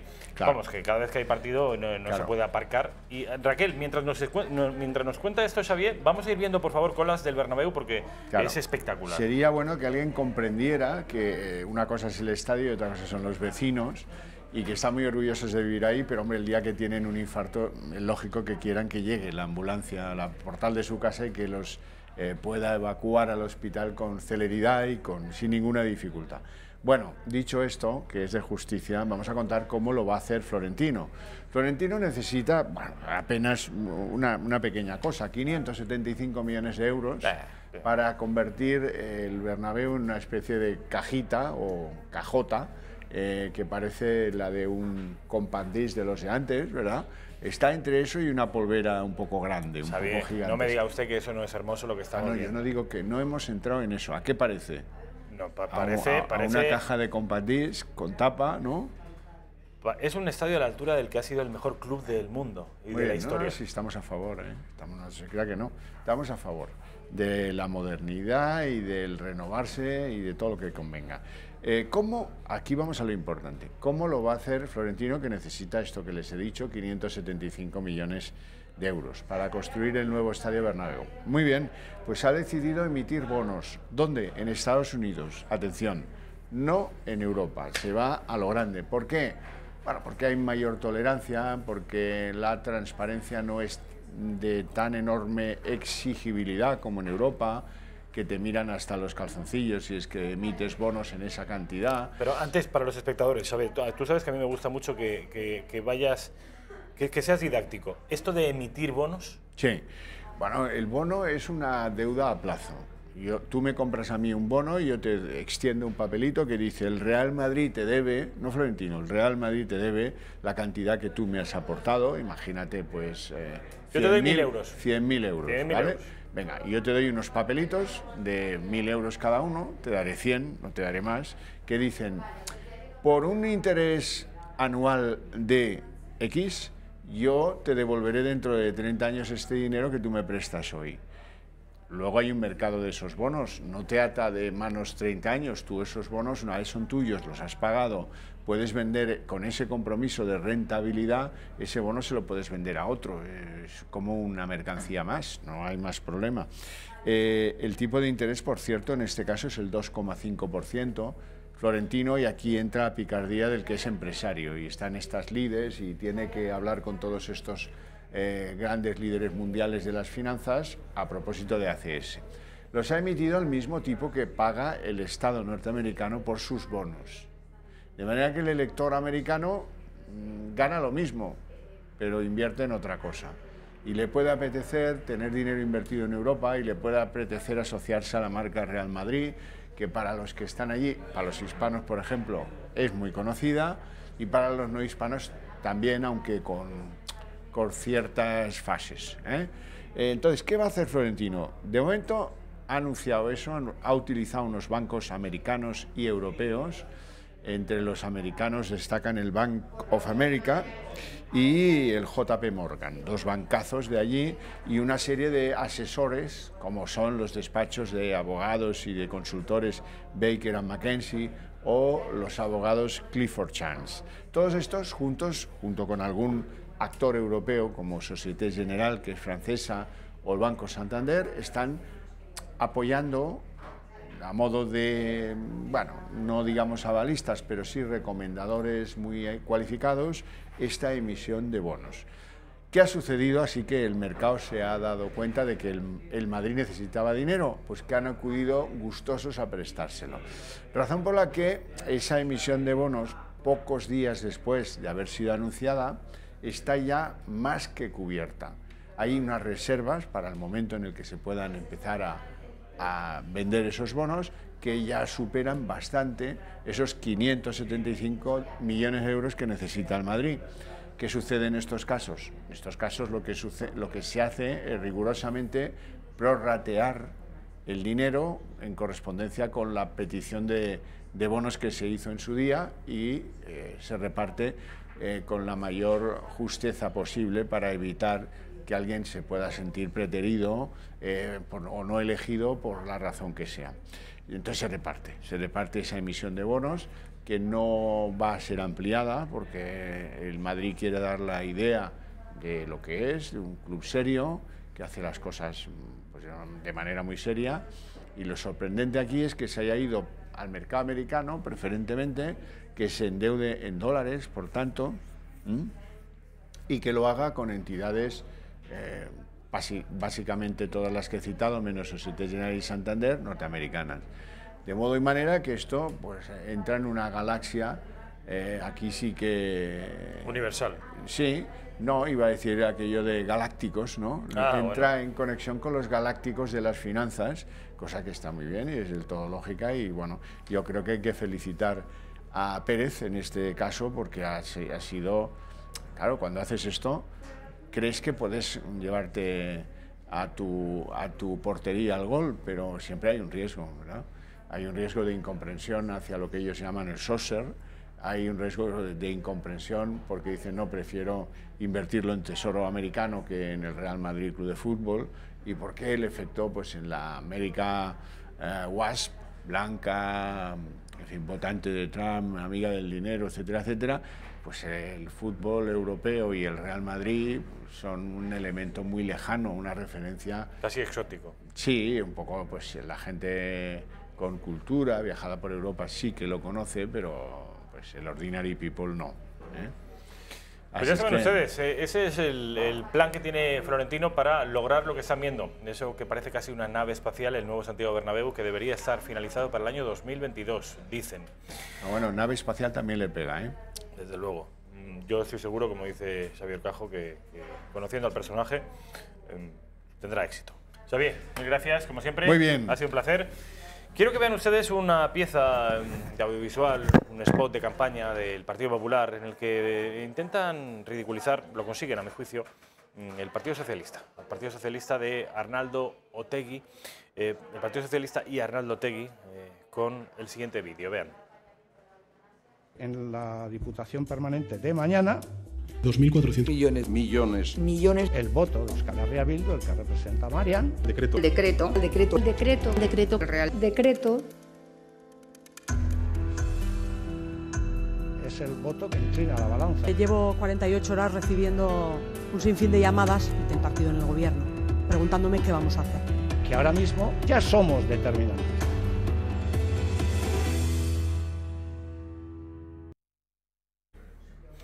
PSOE Otegi, no lo han visto al final porque se ha cortado, pero vamos, es un spot del Partido Popular, que además procura golpear en la línea de flotación del Partido Socialista, que son pues, los pactos que ha venido arrastrando durante estos últimos meses con el separatismo radical vasco y con Arnaldo Otegi en particular.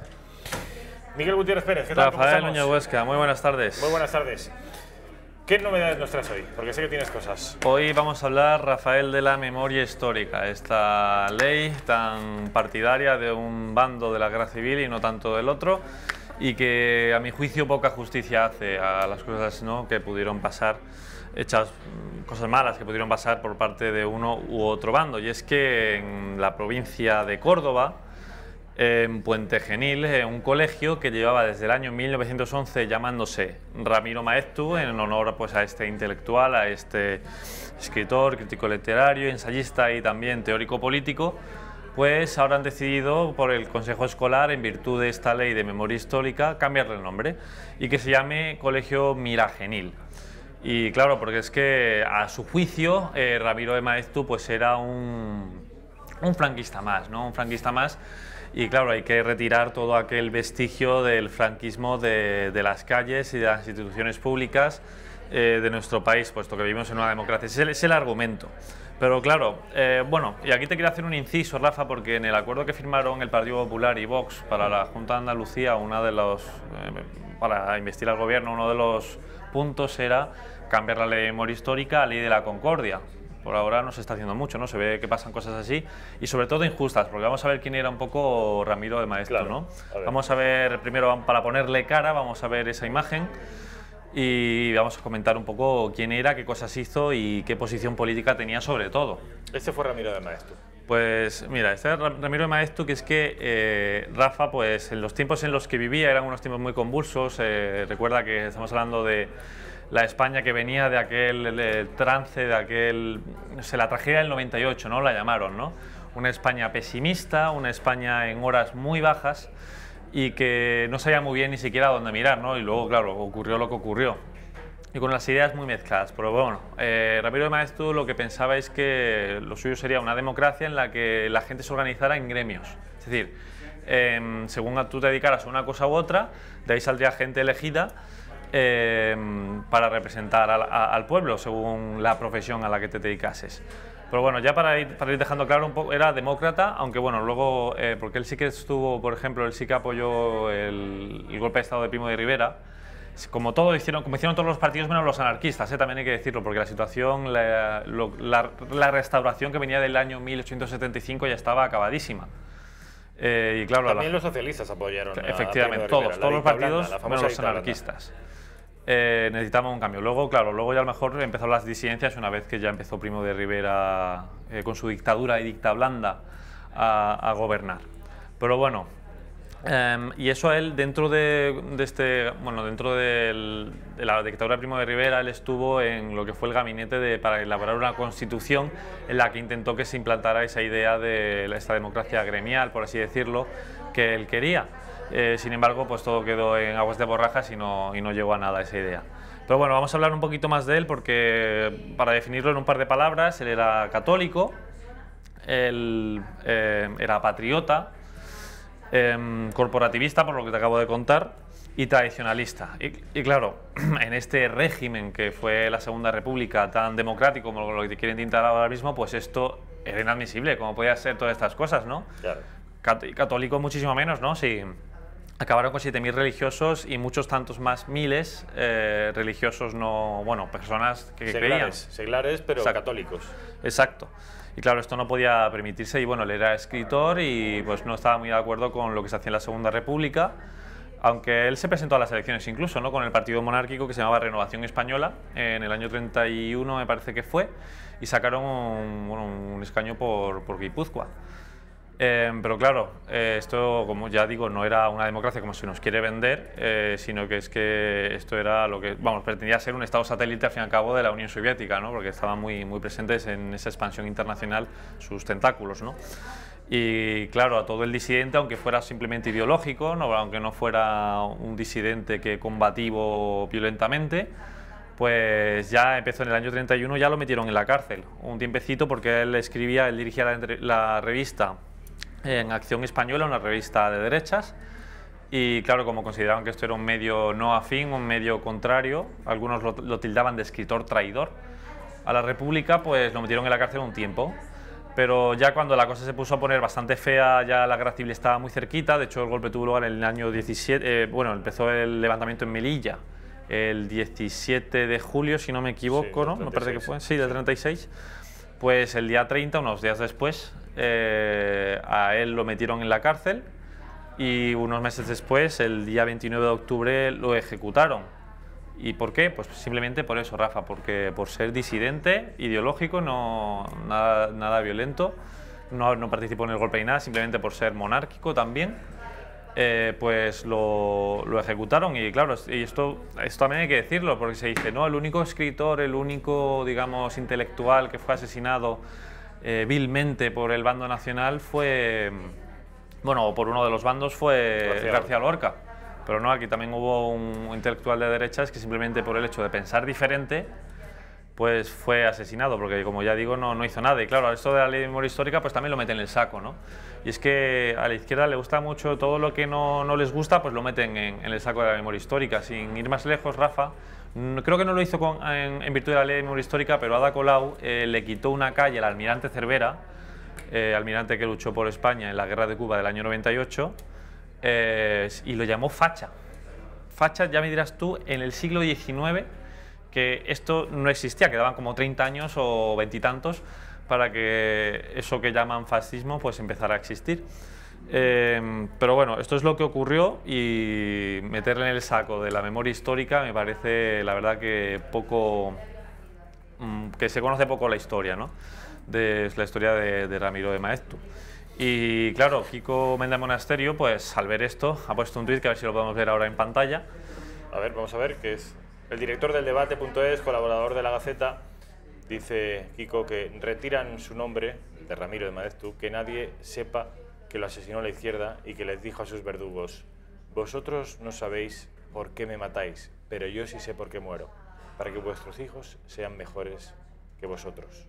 Orwell no lo creería. Y adjunta la noticia: el colegio de Ramiro de Maeztu de Puente Genil cambia de nombre para cumplir la ley de memoria histórica. Que yo sepa, Miguel, la ley de memoria histórica habla de prohibir nombres, calles, plazas, estatuas de protagonistas que exaltaron la dictadura de Franco. Exacto, a eso vamos. Pero aquí este hombre murió antes de que Franco alcanzara ningún poder. Claro, claro, y es que él no hizo nada de eso en absoluto. Él simplemente, pero claro, es que lo que te digo, ¿no? Que es que la Segunda República de democrática tuvo poco, sobre todo desde el año 34, cuando se produjo la Revolución de Asturias, y que a todo disidente pues le daban el paseillo, así lo llamaban, Rafa, a ese paseo fatídico que te sacaban de tu casa ya por ser católico o simplemente por ser de derechas y no volvías. En su caso pasó unos meses en la cárcel y luego ya le dieron el golpe de gracia, ¿no? Por así decirlo. Vamos, otro desmán más de esta ley de memoria histórica, Rafael. Otro desmán más, sí. Vamos a ver de nuevo ese colegio que ya ha cambiado el nombre. ¿O están en el proceso? No, ya creo que se lo han aceptado y todo, o sea que esto ya de Ramiro Vamos a ver, Maeztu. Raquel, de nuevo ese colegio de Puente Genil, en la provincia de Córdoba, un lugar donde el nombre de su instituto queda cambiado en virtud de la ley llamada de memoria histórica. Que se lo haga mirar el PP, Rafael, porque dijeron muchas cosas y hicieron dijeron muchas cosas en campaña para Andalucía, con muchos cambios, firmaron muchas cosas con Vox. Y a lo mejor Vox se tiene que poner duro ahora y decir no firmamos los presupuestos, simplemente para que cumplan la palabra, porque es que en la política española, Rafa, a mí me tiene ya hasta el moño, por así decirlo, de que se digan mil cosas en campaña electoral y luego hagan lo que les dé la gana, la verdad. Sí, desde luego. Vamos a ver, Miguel, vamos a seguir desde luego este asunto, porque al haber trascendido a la prensa nacional, quizá si se recula, ¿no? Esto recule. Vamos a ver, sería lo suyo, desde luego. Aquí en Madrid, también en el centro de Madrid, tenemos otro colegio, otro instituto, que es el Colegio Ramiro de Maeztu, que es el colegio del que nace Estudiantes, el equipo de baloncesto. Sí. Del colegio, son estudiantes del colegio Rodrigo Ramiro de Maeztu.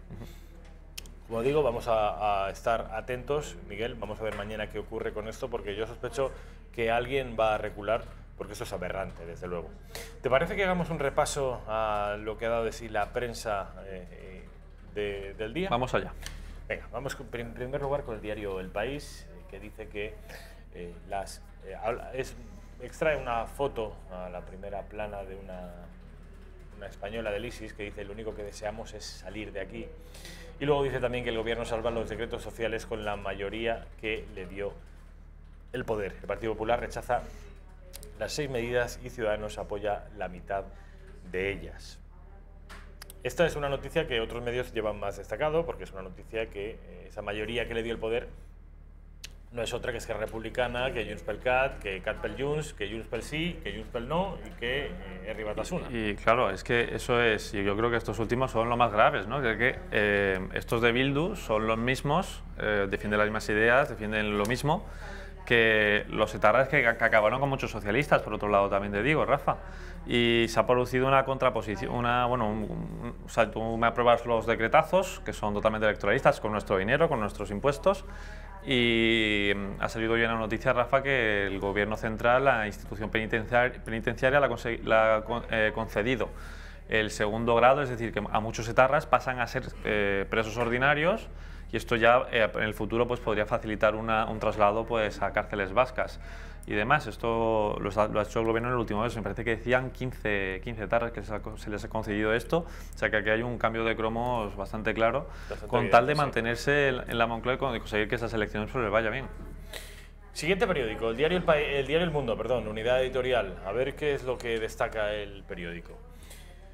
Bueno, pues esto que han visto ustedes en pequeñito en El País es lo que destaca a 4 columnas el diario El Mundo. Sánchez se asocia con Bildu y el PNV saca más competencias. Y además destaca algo que hemos visto ya antes y hemos podido ver y escuchar en un vídeo. Puigdemont esperaba un 1 de octubre violento para declarar la independencia.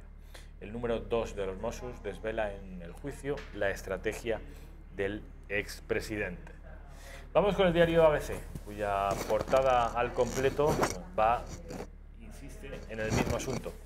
Sánchez renueva el pacto de la moción de censura. Y están viendo ustedes a una ministra socialista con Aitor Esteban del PNV, en el plano más de fondo, Joan Tardá, y de espaldas, miembro del PDeCAT, portavoz del PDeCAT en las Cortes. O sea, Rafa, que esto no fue ya tanto para echar a Mariano Rajoy y para limpiar la vida política española y para conseguir la transparencia, ¿no? Sino que esto va tomando ya enteros para ser un pacto de futuro, un pacto de un gobierno de verdad. Exactamente, esto no fue coyuntural. Aquí hay una coalición poderosa de partidos políticos que entre los que está Herri Batasuna y en los que están toda la clase de separatistas. Vamos con el último periódico de los editados en Madrid, el diario La Razón, que viene a decir que Sánchez ensaya, en fin, aquí está lo mismo que los anteriores. Fíjense ustedes cómo El País no ha llevado esto a sus 5 columnas, no lo ha llevado demasiado destacado. Sánchez ensaya la reedición del pacto Frankenstein. Puigdemont planeó una DUI el 1 de octubre si había violencia. Esto con respecto de la prensa madrileña. Vamos con la catalana, el diario del Grupo Godó, La Vanguardia. El primer debate, es una noticia propia, puesto que ese debate lo organizan ellos mismos, el primer debate del catalán evidencia la dificultad de un final dialogado. Es un debate en el que los números uno, los cabezas de lista de los diferentes partidos de la circunscripción de Barcelona debaten en una sede del diario La Vanguardia. ¿Y no está Vox? No está Por Vox, cierto, no lo han invitado. Excluyeron deliberadamente a Vox, efectivamente. López dice que Puigdemont López se refiere a Ferran López, dice que Puigdemont previó la DUI si había violencia el 1 de octubre. Si se fijan ustedes, casi todos los periódicos insisten en lo mismo. Las mismas dos noticias, excepto, ya les digo, El País, que esta del pacto de Frankenstein no parece muy cómodo llevándola a su portada. Que le restaría votantes, creo yo, al Partido Socialista, Hombre, entiendo, claro, ¿no? Porque... Claro, efectivamente. El periódico de Cataluña, otro periódico que es más socialista, quizá después del País. Dice que el segundo de Trapero señala a Puigdemont y, si te fijas, Sánchez saca sus 6 decretos en plena pre-campaña. Saca sus 6 decretos, pero no habla de los apoyos de esos decretos. ¿Qué te parece? Era previsible lo del País y lo del periódico de Cataluña, que no aludieran a los incómodos socios de Pedro Sánchez para sacar estos 6 decretos. Y destaca también esto del segundo de Trapero, que es Ferran López señalando a Carles Puigdemont.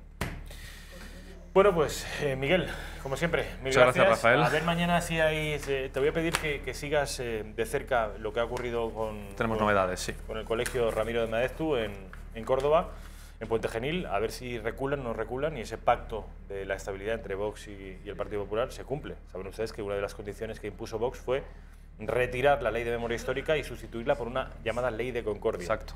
Esto no se está cumpliendo. Juanma Moreno, vamos a ver. Lo dicho, hasta mañana. Vamos a publicidad y a la vuelta estamos con la directora editorial de esta casa, Rosa Cuervas Mons. Una de las cosas más impresionantes que han pasado en España en los últimos años es que de repente los españoles hemos descubierto que somos españoles. Es una cosa fantástica. Bueno, bienvenida sea. Y una magnífica forma de celebrar eso son nuestras constituciones, las 7 constituciones que durante los siglos XIX y XX han sabido expresar el alma de una sociedad, la sociedad española, en diferentes momentos. Esto es lo que les ofrecemos hoy, un álbum precioso de Teófilo Ediciones, unas ediciones cuidadísimas y además un texto de interpretación de todas ellas. No deje pasar la ocasión de adquirir esta edición. Es un regalo formidable, además de muy bonito, con ese gran óleo del juramento de las Cortes de Cádiz en el frontispicio. Precio, 99 euros. Son 99 euros sin los gastos de envío. ¿Cuáles son los gastos de envío? Para la península, 5 euros. Para Baleares, 10 euros. Y para Canarias, Ceuta y Melilla, 15 euros. Usted lo pide y en 48 horas máximo lo recibe. El pago hay que realizarlo contra reembolso, a la antigua, en efectivo, a la entrega del paquete, que es el mejor modo de asegurar que usted recibe esta auténtica pieza de orfebrería editorial. ¿Dónde pedirlo? En el teléfono 91-616-2464 o en el correo electrónico club@intereconomia.eu. Pone usted su nombre y apellidos, la dirección completa, incluido el código postal, muy importante, y un teléfono de contacto, preferiblemente móvil, ya sabe, y asunto arreglado. No deje pasar esta oportunidad porque España, las constituciones y usted se lo merecen.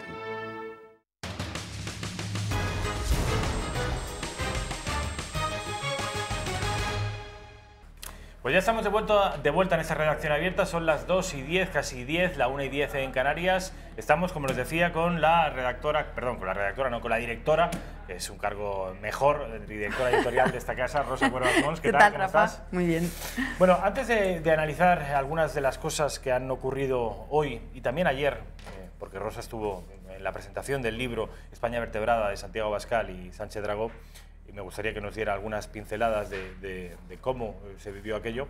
Antes me gustaría darles una última hora, y es que en el Parlamento Autonómico de Cataluña, siempre subrayo lo de autonómico porque sé que les da mucha rabia, es el Parlamento Autonómico de Cataluña, al mismo nivel que el de La Rioja o el de Murcia, dice que, me dice mi compañero Pepe García Saavedra, que está actualizando la información en nuestra web, que ha aprobado por mayoría la iniciativa del Partido Socialista de Cataluña, de Miquel Iceta, según la cual exigía al gobierno de la Generalitat que, una de dos, o convocara elecciones autonómicas anticipadas o que se sometiera a una moción de confianza. Y esta iniciativa ha sido, ya digo, aprobada por el Parlamento. Los separatistas se han opuesto en bloque, los constitucionalistas, si es que podemos incluir al PSC y a Podemos, se han mostrado favorables y la CUP se ha abstenido. De manera que, por solo 2 escaños, si no me falla la memoria, ha salido adelante esta iniciativa. Tendremos o elecciones autonómicas adelantadas, que no parece, o Torra se someterá a una moción de confianza. Una de las dos cosas es segura. Esto añade más interés informativo a lo que ya teníamos, que tenemos no sé cuántas elecciones encima de la mesa. Bueno, pues ahora en el Parlamento de Cataluña van a pasar cosas. Rosa. Y yo creo que la opción de elecciones es absolutamente descartable. Sí, con lo cual, a lo mejor en una moción de confianza los votos o la dirección de los votos cambia. Yo veo complicado que ahora mismo o la CUP se posiciona para que no... Porque claro, creo que ahora mismo no le viene bien al separatismo, por muy dividido que esté, ni unas elecciones autonómicas ni asumir una moción de confianza. Vamos, desde luego les iremos informando de las novedades que al respecto de esta noticia se vayan produciendo. Saben ustedes que a las 6 empieza mi compañero Javier Torres en la redacción abierta de la tarde, luego el informativo, el gato al agua, y a lo largo de los próximos días esta información se irá concretando. Ya les digo, yo estoy con Rosa en que va a ser difícil que ahora convoquen unas elecciones autonómicas, pero en una moción de confianza puede haber cosas interesantes. El Supremo, que sé, Rosa, que has estado siguiendo muy de cerca la jornada de hoy en el Supremo y que han comparecido Mossos y guardias civiles, ¿no? Bueno, hoy comparecen hasta 27 guardias civiles, están testificando ahora, y la verdad es que están siendo, desde mi punto de vista, jornadas tristes estas, porque además de la importancia política, de la relevancia política, bueno, más que política, de la relevancia jurídica que tienen las declaraciones de cargos concretos de policía y de guardia civil, cómo de alguna manera se está evidenciando de una manera clarísima que hubo violencia, que además los responsables del gobierno de la Generalitat conocían los riesgos, sabían que esos episodios violentos se podían dar, que hubo dejación por parte de determinados mandos de los Mossos d'Esquadra. Además de todo eso, estamos viendo las declaraciones de la parte más personal de aquellas jornadas.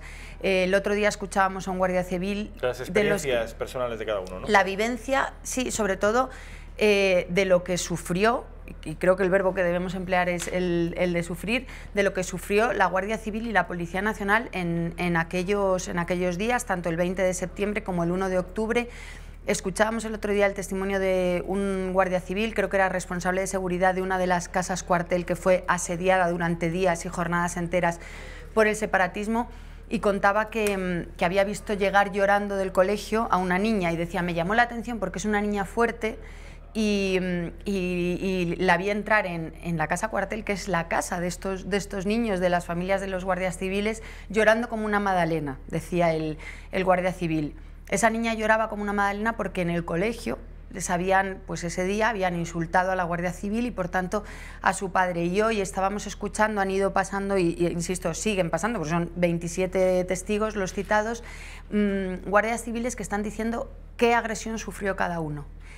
Y además de contar esa agresión, son testimonios rápidos, están citados por la Fiscalía, Se les hacen 2 preguntas, en este caso la acusación popular no está preguntando nada, por lo tanto, y la Abogacía del Estado creo que tampoco, por lo tanto el turno pasa rápidamente a las defensas y el abogado de Oriol Junqueras está en todos los casos preguntando lo mismo, que es, bueno, si usted asegura que le dieron un cabezazo en la ceja, si usted asegura que le patearon la cabeza hasta quitarle las defensas que tenía, ¿por qué en su parte médico no aparece referencia a esas agresiones? Porque la doctora no lo apreció. Los guardias civiles respondían pues como podían, hasta que el presidente de la sala le ha pedido al abogado de Junqueras que no pregunte a un testigo por lo que hizo otra persona, porque no lo va a saber. Le ha dicho pues haber citado a la médico que no incluyó las agresiones en el parte, y ha habido un guardia civil que, gracias a Dios, ha dicho, bueno, yo quizá puedo aportar algo a esta pregunta que hace la defensa, y es que esta médico de entrada no nos quería atender. Entendemos que porque es una médico separatista no nos quería atender, hubo que llamar al director del centro y le dijo que, de alguna manera, le obligó a que nos atendiera. A guardias civiles heridos por patadas, por cabezazos, por agresiones de separatistas durante el 1 de octubre. Esta es la realidad que se vivió en Cataluña y es durísimo que esto pase y aunque a muchos les pueda parecer cursi, entre hermanos. Es que no es una guerra civil, gracias a Dios, pero es un conflicto fratricida. Es la división, el enfrentamiento entre personas en un mismo territorio, y por unas cuestiones políticas que los políticos irresponsables de la Generalitat y por omisión algunos políticos irresponsables en Madrid han permitido. Vamos, desde luego, durísimo y muy revelador de un estado de cosas como un médico, un galeno, una persona que ha hecho un juramento hipocrático, que es salvar la vida de quien fuere que lo estuviera pasando mal, se niega a atender a compatriotas, a hermanos, precisamente únicamente por estar en el otro lado de la trinchera política o ideológica. Estas son historias personales, concretas, emocionantes, sentimentales, si se quiere. Quiero que vayamos a lo nuclear, a los políticos a los que se refería Rosa. Ayer Ferran López, que fue el mayor de los Mossos de Escuadra durante la aplicación del 155, señaló directamente a Carles Puigdemont con las siguientes palabras. Sí que recuerdo que el señor Puigdemont dijo que si se producía este escenario que nosotros preveíamos, él en ese mismo momento declaraba la independencia. ¿Así lo dijo? Así lo recuerdo perfectamente, sí. Yo creo que es una frase que recordamos todos perfectamente porque es difícil de olvidar. Yo la primera parte sí que no le puedo poner exactamente palabras, porque no recuerdo si fue violencia, si fueron desórdenes públicos, pero sí que el escenario que dibujásemos, que estábamos dibujando, se producía, la reacción iba a ser esta. Sale mal parado Puigdemont, ¿eh? Sale mal parado y estamos viendo esta declaración de Ferran López, la entrevista que concedía el otro día Puigdemont al diario Clarín, en la que decía la DUI fue real y fue válida. Yo, mira, me estoy acordando ahora de un perfil que publicaron, no recuerdo en qué periódico, cuando Artur Mas cedió los trastos, digamos, al señor Puigdemont. Y hablaban del señor Puigdemont como un auténtico fanático. La persona que firmaba, siento no citar, pues que no recuerdo el periodista que lo escribía, pero sí recuerdo que decía conocer bien a Puigdemont como persona, ¿no? Que entonces no era tan famoso, era un alcalde separatista, pero no era nadie más. Y de alguna manera decía, este no va en broma, o sea, va en serio. Y yo creo que más que ir en serio, lo que ha demostrado es ser un suicida político, porque yo creo que él es perfectamente consciente de que lo que él quería hacer se iba a chocar contra un muro, que es el muro ya no político, el muro judicial, el muro jurídico. Es que no es fácil romper un Estado, que es lo que él pretendía. Y las declaraciones de los distintos testigos apuntan en esa dirección. Su comportamiento evidencia que además de ser un suicida político, es un perfecto cobarde, porque él ha puesto toda esta maquinaria en marcha, estaba dispuesto, lo han dicho, a declarar la independencia. De hecho, la declaró, y según él, de manera válida, y luego se fue de España. responder ante la justicia. Y aquí están los que sí se han quedado y que en buena medida se han quedado por la fuga. Él dice que no es una fuga porque cuando salió de España no había ninguna orden contra él, pero el hecho de que Puigdemont se fuera de España hizo que esa prisión preventiva o condicional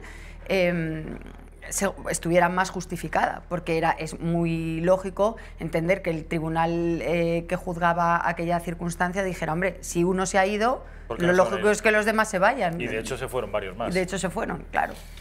Decías antes que ese perfil, esa crónica que hablaba de Puigdemont, que decía que este hombre iba en serio, efectivamente, se han ido destruyendo algunos mitos respecto al separatismo durante estos últimos años, como por ejemplo como por ejemplo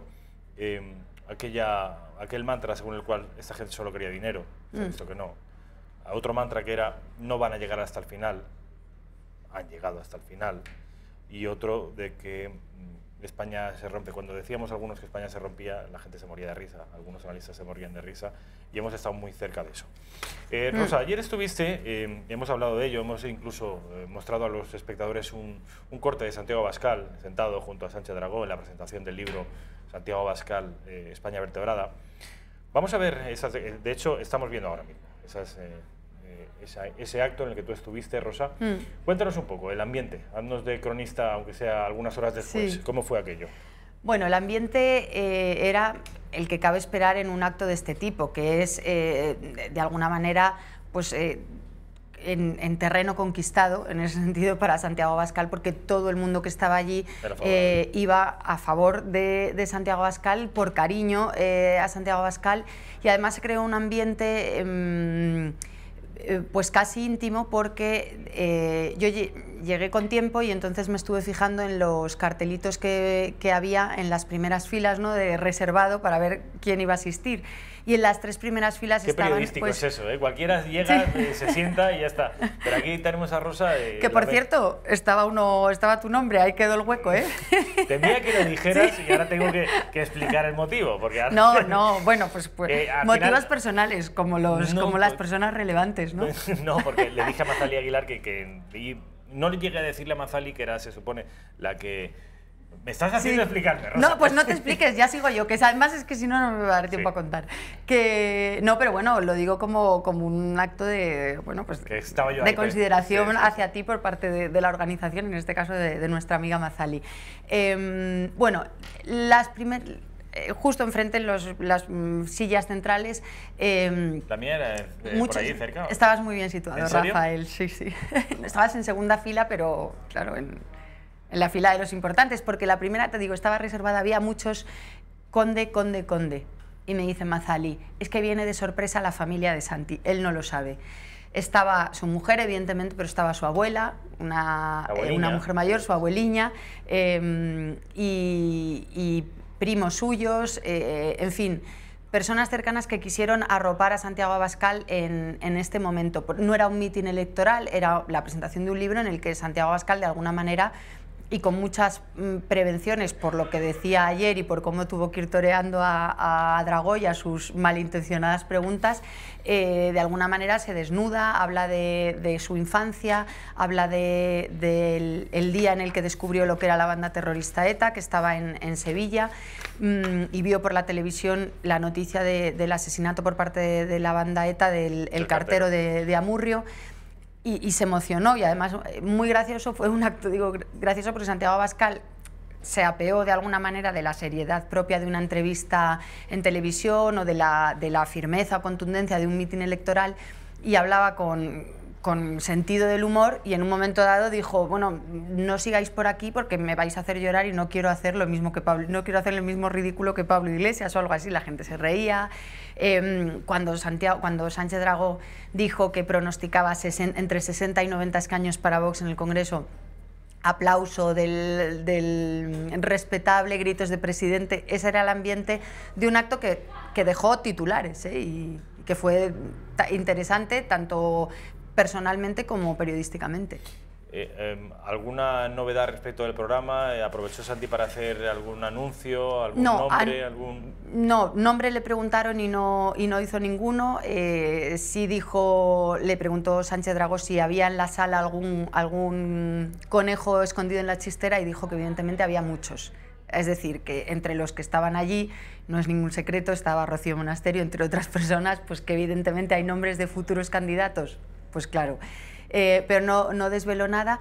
Y a lo que sí se refirió de alguna manera más pegado a la actualidad es a la apertura de una investigación por una denuncia de odio contra Javier Ortega Smith. A eso sí se refirió, dijo: a nuestro secretario general le han abierto una investigación acusado de un delito de odio por decir que vamos a frenar la invasión islamista. Y dijo, si decir que hay una invasión islamista o que desde luego si estamos en condiciones de hacerlo vamos a frenar una invasión islamista es un delito, pues nos van a tener que meter a todos en la cárcel porque no vamos a dejar de decir lo que venimos diciendo. En ese sentido, que quizá fue lo que yo creo que todavía no había dicho en otros lados, periodísticamente hablando, fue la novedad. Pero fue más un repaso personal, porque en realidad fue una entrevista, sí, fue una entrevista de Dragó a Santi, le iba preguntando... Con preguntas malintencionadas, has dicho antes, de Dragó, ¿cómo es posible? En el libro, sí, malintencionadas porque, y lo decía Santiago riéndose, decía que había tenido que estar muy prevenido porque... yo no me he leído el libro entero, pero sí he podido ir leyendo así de manera diagonal y algunos saltos, y en concreto hablando de la presunta mojigatería de Abascal, de la que le acusa Dragó, le decía a Santiago Abascal: Fernando, estás siendo muy insistente en querer llevarme donde yo no quiero ir y no lo vas a conseguir, pero deja de intentarlo ya, le venía a decir, ¿no? Y sí, debió ser una... Bueno, ellos lo califica Dragó de batalla dialéctica, o sea que debió tener aquello... niveles de cierta tensión, ¿no? Sí. Porque todos sabemos que Sánchez Dragó se considera amigo de Santiago Abascal. Amigo y votante y entusiasta del proyecto. Bueno, votante creo que no... O sea, él dijo que desde luego no era militante, que no comprometía su voto, sí comprometía su amistad, pero que no comprometía su voto, lo dice en el prólogo del libro, a Vox. Bueno, pues si es de eso, porque no votará nadie, pero vamos, es de los intelectuales que están con Vox, porque hay intelectuales que están efectivamente con Vox. Bueno, de hecho dijo Sánchez Dragó, dijo, no es por presumir, pero es que no es que yo me sume a las ideas de Vox, es que Vox ha hecho suyo mi ideario. Sí. Risas en la sala. Dice Dragó, que además ha salido en muchos sitios, que él diagnosticó y previó esos 12 diputados de Vox en Andalucía, previó antes que nadie la irrupción de Vox y ahora prevé 60 o incluso 90 diputados. Ahora ya no hay información ni crónica, opinión.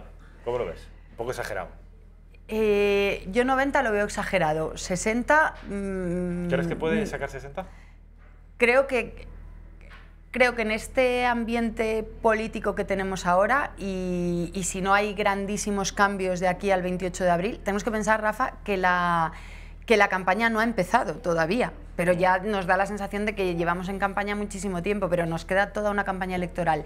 Si no hay grandes cambios, es decir, si no hay una metedura de pata brutal por parte de Vox, entendido como metedura de pata algo, no estoy pensando en nada en concreto, que pueda hacer cambiar el voto de muchos votantes, o un cambio radical en el Partido Popular, o alguna circunstancia muy significativa, creo que el ambiente es de sorpresa, que prácticamente cabe todo en el resultado. Diputados. Incluso 60 diputados de Vox, sí.